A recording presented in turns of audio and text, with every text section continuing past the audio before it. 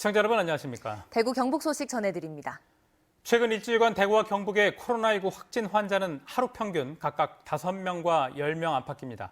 아직 1.5단계 격상 기준에도 미치지 않지만 내일부터 정부 권고에 따라 사회적 거리 두기를 2단계로 올리기로 했습니다. 연말 연시에다 대입 전형이 진행되면서 전파 위험이 커졌고 전국적인 유행 상황을 고려해서 선제 대응을 하겠다는 겁니다. 오늘 첫 소식은 손은민 기자가 전해드립니다. 대구에서도 내일부터 사회적 거리 두기 2단계가 시행됩니다. 기간은 오는 28일까지 3주간입니다. 우선 100인 이상 모임이나 행사가 금지됩니다. 결혼식이나 장례식도 참석 인원이 100명을 넘을 수 없습니다. 클럽이나 나이트, 콜라텍 이 3개 유흥시설은 아예 손님을 받을 수 없습니다. 노래 연습장은 18세 미만의 출입이 제한됩니다. 예배나 미사 같은 종교 행사는 전체 좌석의 30% 안에서, 스포츠 경기는 수용 가능 인원의 10% 안에서만 모일 수 있습니다. 목욕탕이나 영화관, PC방, 독서실, 학원 같이 사람이 많이 모이는 곳에서는 물이나 무알콜 음료를 제외한 음식물 섭취가 금지됩니다. 다만 수도권과 달리 밤 9시 이후에도 영업할 수 있습니다. 카페도 테이블 간 거리를 두고 칸막이를 설치하면 매장 안에 손님을 받을 수 있고, 헬스장 같은 실내 체육시설과 스탠딩 공연장도 거리 두기 기준을 지켜 영업할 수 있습니다. 경제와 방역을 같이 한다는 측면에서 사회적 거리 두기 2단계 중 일부는 현재 1.5단계 현행대로 유지한 것도 있습니다. 하지만 시민들께서는 마스크 착용과 기타의 방역 수칙들을 현 단계보다 좀 더 엄격히 준수해 주셔야 합니다. 경상북도는 방역 수칙이 좀 더 강화됩니다.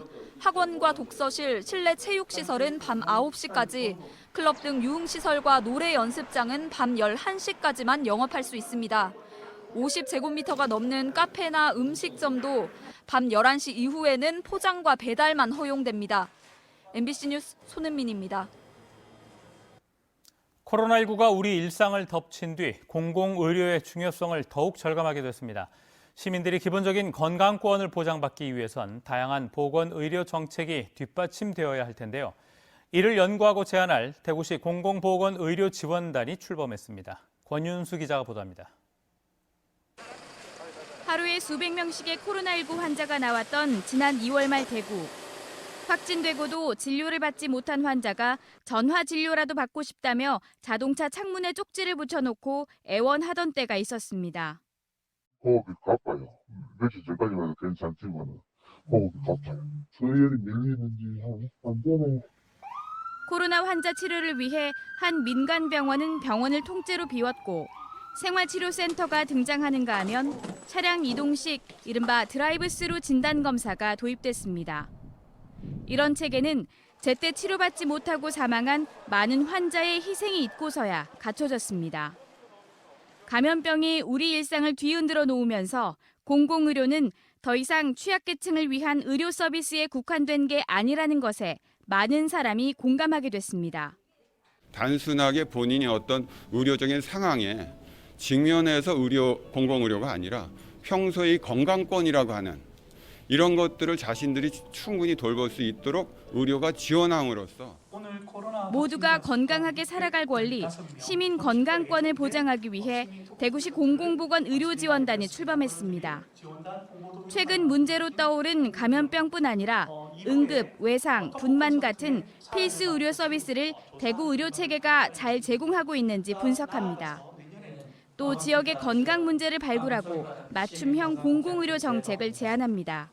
공공보건의료 협력체계 안에서 공공보건의료 지원단은 지역의 건강 수준을 모니터링하고 현안을 분석해서 대구 맞춤형 공공의료 정책을 개발하는 것을 목표로 하고 있습니다.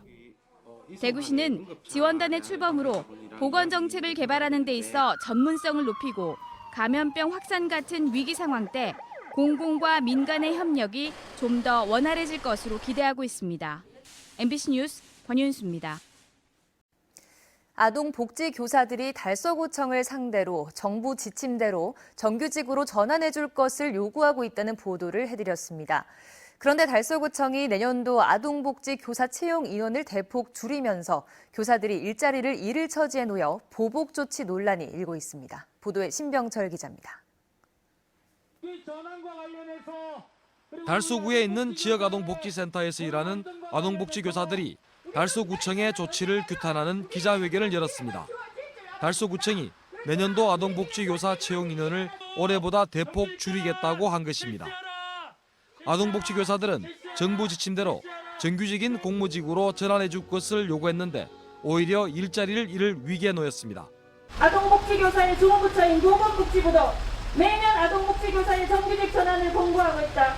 달서구청은 보건복지부가 시행하는 아동복지교사 사업 매뉴얼에 따라서 즉각적인 정규직 전환을 실시해야 한다.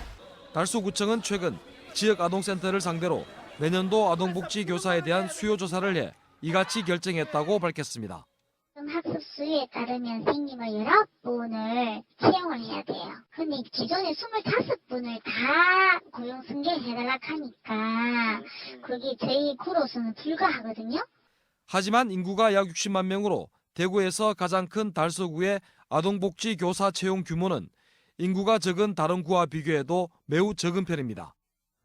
달서구청이 아동복지교사 채용 인원을 줄여서 뽑는 것은 이번이 처음입니다.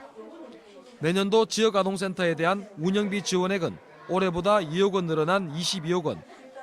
아동복지교사들이 덜 필요하다면서 오히려 지역아동센터에는 더 많은 예산을 지원하는 셈입니다. 반면 저소득 취약계층 아동들에게 돌봄과 교육 서비스를 제공하는 아동복지교사의 임금은 최저임금 수준에 불과합니다. 지방자치단체에서는 지역아동복지교사들이 정규직 전환의 줄을 잇고 있습니다. 하지만 이 흐름에 역행하고 있는 것이 바로 달서구청입니다. 달서구청의 이번 조치는 유례를 찾아볼 수 없는 것으로 정규직화를 요구하는 아동복지교사에 대한 보복 조치라는 논란을 피할 수 없게 됐습니다. MBC 뉴스 신병철입니다. 지난 2018년 포스코가 노조 간부 3명을 해고한 사건과 관련해 법원이 최근 부당해고라고 판결했습니다.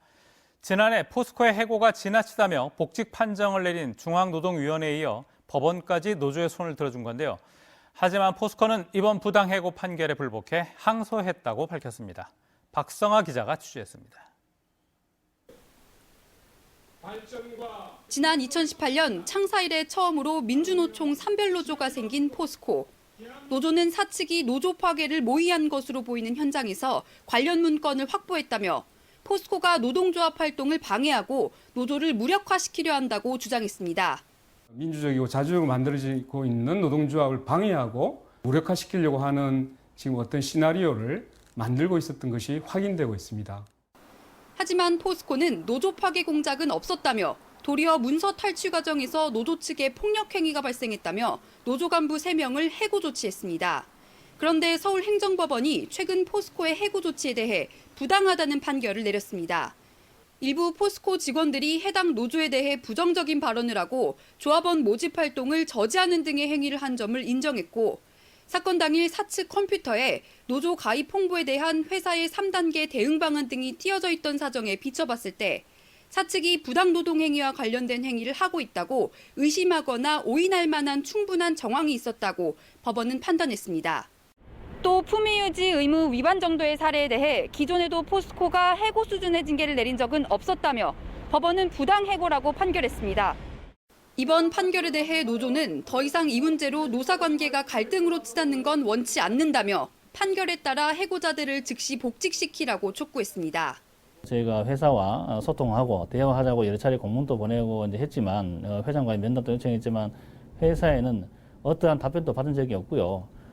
아직까지 뭐 그런 이제 노조와는 소통하지 않겠다는 그런 입장이 변하지 않은 것 같습니다.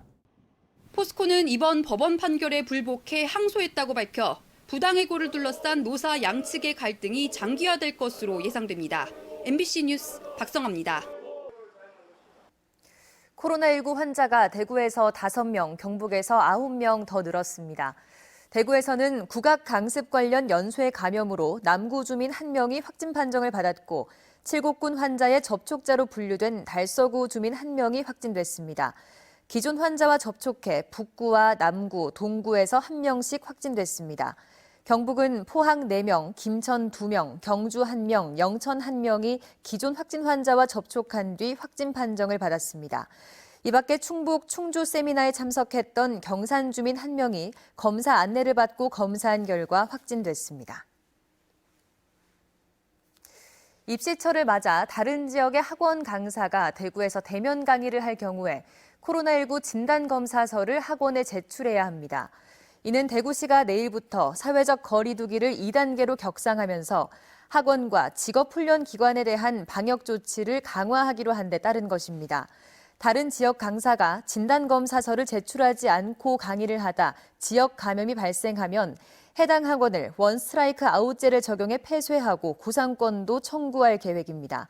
대구시는 대인 면접 등으로 수도권을 다녀온 수험생을 모두 검사하는 방안도 고려하고 있다고 덧붙였습니다.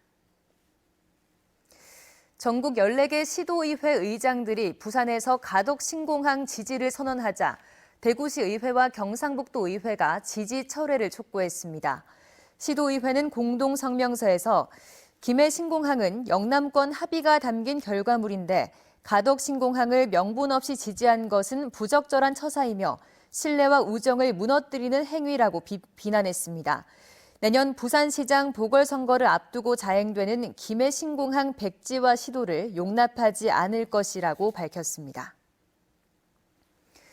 우리복지시민연합은 논평을 통해 대구시가 코로나19 대처를 비판한 대구 문화방송을 상대로 제기한 정정보도 및 반론보도 청구 소송에서 패소한 것과 관련해 권영진 대구시장이 사과해야 한다고 주장했습니다.